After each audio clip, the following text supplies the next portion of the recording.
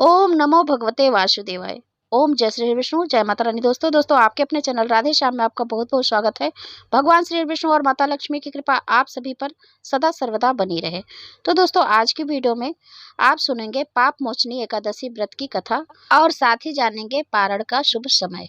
तो चलिए सबसे पहले कथा श्रवण करते हैं। धर्मराज युधिष्ठिर बोले, हे भगवान, मैंने फाल्गुन मास के शुक्ल पक्ष की एकादशी का महात्म्य सुना। आप चैत्र मास के कृष्ण पक्ष की एकादशी के बारे में बतलाइए। इस एकादशी का नाम क्या है, कौन से देवता की पूजा इसमें की जाती है तथा विधि क्या है, सो आप सविस्तार कहिए। श्री कृष्ण भगवान बोले कि हे राजन, एक समय मान्यधाता ने लोमस ऋषि से पूछा था कि हे ब्राह्मण, चैत्र मास के कृष्ण पक्ष की एकादशी का नाम तथा विधि क्या है, सो सभी पूरी तरह से कहिए। लोमस जी बोले, हे राजन, चैत्र मास के कृष्ण पक्ष की एकादशी का नाम पाप मोचनी है। मनुष्यों के अनेक पाप इसके व्रत के प्रभाव से नष्ट हो जाते हैं। इसकी कथा इस प्रकार है। प्राचीन समय में चैत्र रथ नामक एक वन था। अप्सराएं उसमें वास करती थी। हर समय वहां बसंत रहता था, अर्थात उस जगह सदैव प्रत्येक तरह के पुष्प खिले रहते थे।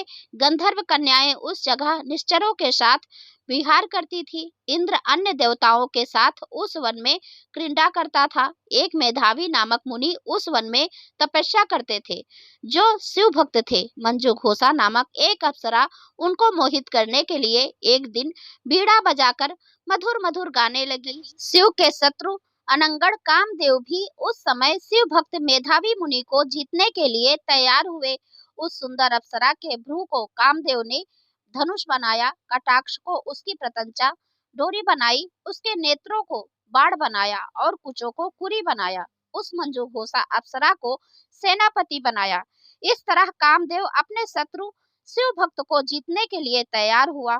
मेधावी मुनि भी उस समय युवा तथा हष्ट-पुष्ट थे। उन्होंने यज्ञोपवीत तथा दंड धारण कर रखा था।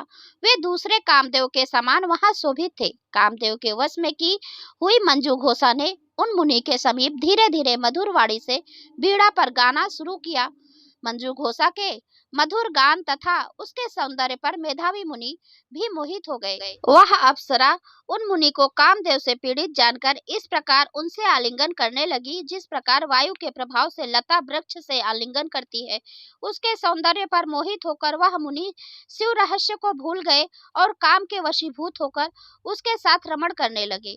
उस मुनि को काम से वशीभूत होने के कारण दिन रात्रि का कुछ भी ध्यान न रहा और बहुत समय तक रमण करते रहे।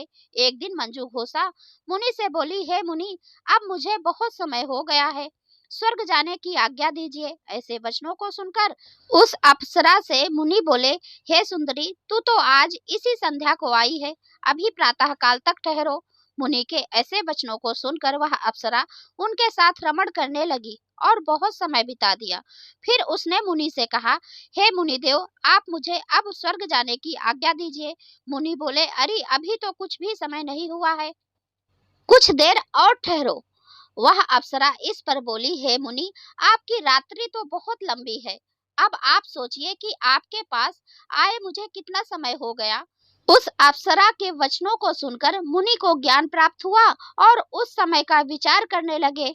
जब रमण करने के समय का प्रमाण 56 वर्ष 7 माह और 3 दिन ज्ञात हुआ, तो वे उस अप्सरा को काल का रूप समझने लगे। वह महान क्रोधित हुए और तप नाश करने वाली अप्सरा की तरफ देखने लगे। उनके अधर कांपने लगे और इंद्रियां व्याकुल होने लगी।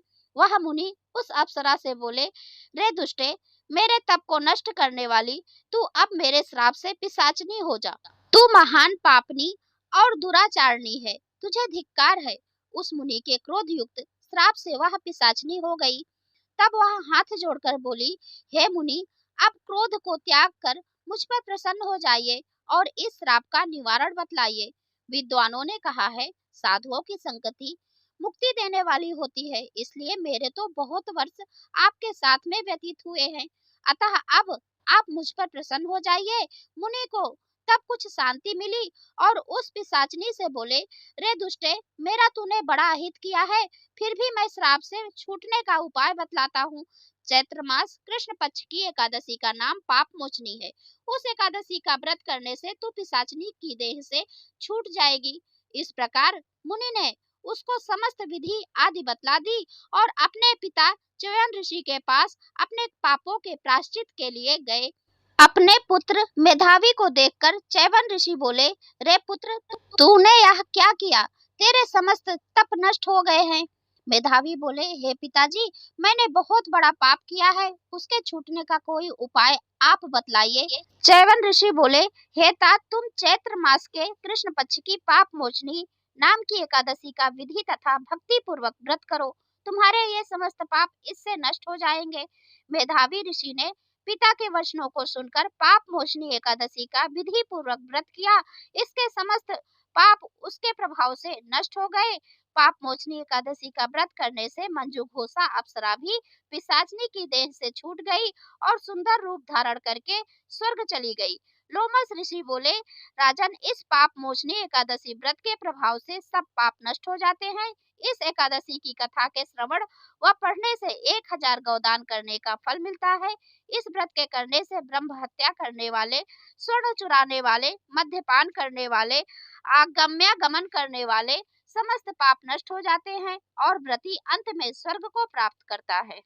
तो इसी के साथ कथा संपन्न हुई। और एक बार प्रेम से बोलिए भगवान श्री विष्णु की जय, माता लक्ष्मी की जय। तो अब हम पारण का शुभ समय जान लेते हैं। तो इस बार दोस्तों दोपहर को पारण है एकादशी का, 26 मार्च 2025 को 1:39 से 4:06 के बीच। तो यह बहुत ही शुभ समय है। आप इस समय में अपना व्रत खोल सकते हैं, व्रत का पारण कर सकते हैं। और दोस्तों, यदि आज की वीडियो आपको अच्छी लगी है तो लाइक कीजिए, शेयर कीजिए और चैनल को भी सब्सक्राइब जरूर करें। यदि आपने अभी तक सब्सक्राइब नहीं किया है, पहली बार आए हैं, तो जरूर सब्सक्राइब कर लीजिए। इसी तरह की जानकारी आपको मिलती रहेगी। अब मैं मिलती हूँ अगले वीडियो में, तब तक के लिए नमस्कार और वीडियो देखने के लिए बहुत बहुत धन्यवाद। जय श्री हरि विष्णु।